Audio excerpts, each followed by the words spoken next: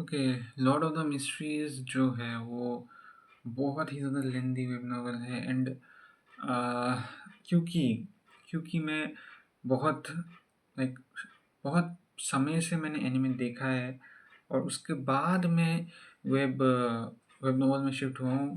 मतलब web novel में मैं इसी साल शिफ्ट हुआ हूँ, ठीक है?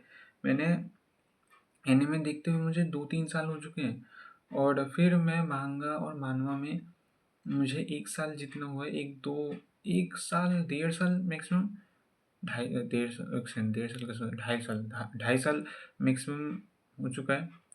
एंड उसके बाद इस साल मैंने लॉर्ड ऑफ द मिस्ट्रीज़ और जो भी बाकी वेब नॉवेल्स हैं वो सब पढ़ना चालू किया है।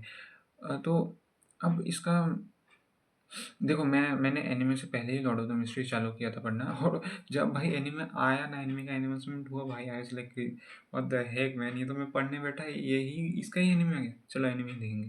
तो इसलिए मैंने लॉर्ड ऑफ द मिस्ट्रीज़ को थोड़े टाइम के लिए छोड़ दिया था और मैं उसके एनिमे को वेट कर रहा था। अब इसका एक और रीज़न है जो कि टाइटल में बता ही दिया मैंने, कि जो लॉर्ड ऑफ द मिस्ट्रीज जब भी तुम पढ़ोगे ना, तो प्रोक्रेस्टिनेशन बहुत भयंकर होगी।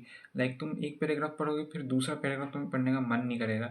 एंड मेरे साथ ये बहुत हुआ है, बहुत ही ज़्यादा। हाँ, तुम्हें इंटरेस्टिंग तो लग सकता है, बहुत लोगों को इंटरेस्टिंग लगता है, बट मैं बंदा जो हूँ, मैंने रिसेंटली ही वेब नॉवेल्स स्टार्ट किए, तो मेरे पास मेरा जो वो अटेंशन स्पैन है, वो जो पेशेंस है ना, वो एनिमे देखते देखते बहुत ज़्यादा ख़राब हो गया है। इसी कारण से बहुत ज़्यादा ख़राब हो गया था। इसी कारण से मैं ये जो वेब नॉवेल्स हैं, बड़े बड़े वेब नॉवेल्स जिनके चैप्टर्स बहुत बड़े होते हैं, लॉर्ड ऑफ द मिस्ट्रीज बहुत ही ज़्यादा, लॉर्ड ऑफ द मिस्ट्रीज का चैप्टर बहुत ही ज़्यादा बड़ा है और इसी कारण से मैं लॉर्ड ऑफ द मिस्ट्रीज पढ़ने से प्रोक्रेस्टिनेट करता हूँ। Even the beginning after the end का चैप्टर्स जो है वो वॉल्यूम 8 के बाद बहुत बड़ा होने लगा था। वॉल्यूम 7 के लास्ट में ही बड़ा हो रहा था एंड वॉल्यूम 8 के बाद तो भाई बड़ा होते ही गया, होते ही गया। सो इसी कारण से बिगिनिंग आफ्टर द एंड का वेब नॉवल पढ़ते समय में मैं प्रोक्रेस्टिनेट करता हूँ बहुत ज़्यादा। बट शैडो स्लेव और रेवरेंट इंसेनिटी जो बहुत ज़्यादा मिस्टीरियस लगता है मुझे, एंड उसका प्रोटैगनिस्ट भी मुझे इंटरेस्टिंग लगता है। और शैडो स्लेव जो है, उसका जो वो है चैप्टर जो है वो बहुत ज़्यादा छोटा होता है एंड जो वो मिस्ट्री देता है हर एवरी चैप्टर, तो वो बहुत ही ज़्यादा तुम्हें उस स्टोरी में इन्वॉल्व करवा देता है। इसी कारण से मैं वो शैडो स्लेव और रेवरेंट इंसेनिटी मतलब पढ़ पा रहा हूँ बहुत अच्छे से, ठीक है।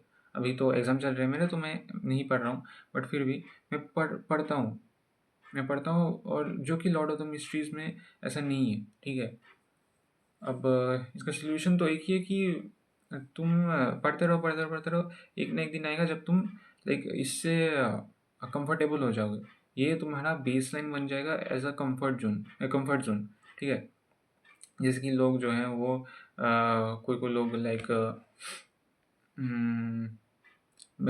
घर पे काम करते रहते हैं, अपना जो रिमोट जॉब्स होते हैं ना, उसमें घर में काम करते हैं, तो उनका कंफर्ट जोन बन जाता है। वो फिर ऑफिस में जाके वो लोग काम कर ही नहीं सकते।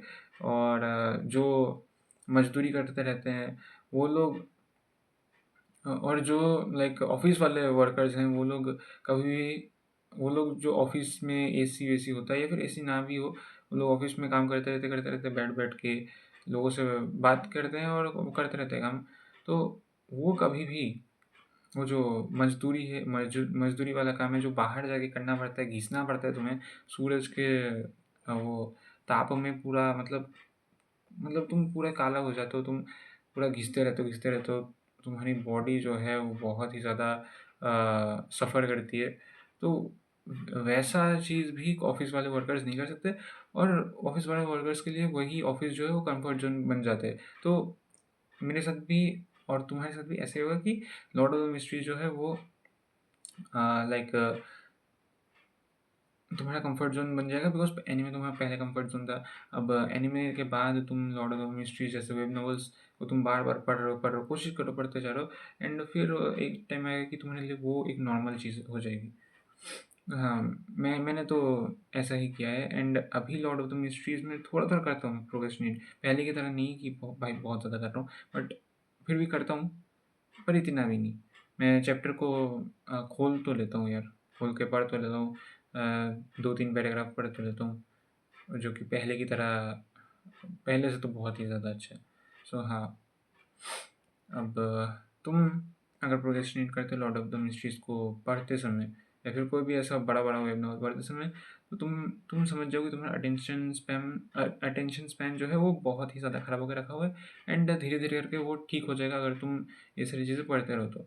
और मैं इसीलिए बोलता हूँ कि वेब नॉवेल्स जो हैं बहुत ही ज़्यादा हायर लेवल में जाते हैं as compare to anime, because web novels में जो एनिमे वो जो इमेजिनेशन है वो तुम खुद क्रिएट कर सकते हो लोग, और जो डिस्क्रिप्शन है किसी भी कैरेक्टर का वो तुम खुद इमेजिन करके बना सकते हो। साथ ही साथ वो क्या बोलते हैं, वेब नॉवेल्स जो है वो रीडिंग बेस्ड चीज़ है, तो उसमें तुम रीड कर सकते हो, उसमें तुम्हारा अटेंशन स्पैन जो है कमता नहीं है, वो उल्टा बढ़ता है। ठीक है, और इससे तुम्हारी रीडिंग स्पीड भी बढ़ती है, तुम्हें पढ़ाई में भी हेल्प होती है, तो इसलिए वेब नॉवेल्स जो है हमेशा सुपीरियर ही रहेंगे एनिमे और मानवा मांगा से।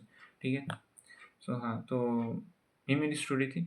मिलते हैं नेक्स्ट वीडियो में, तब तक के लिए सी या।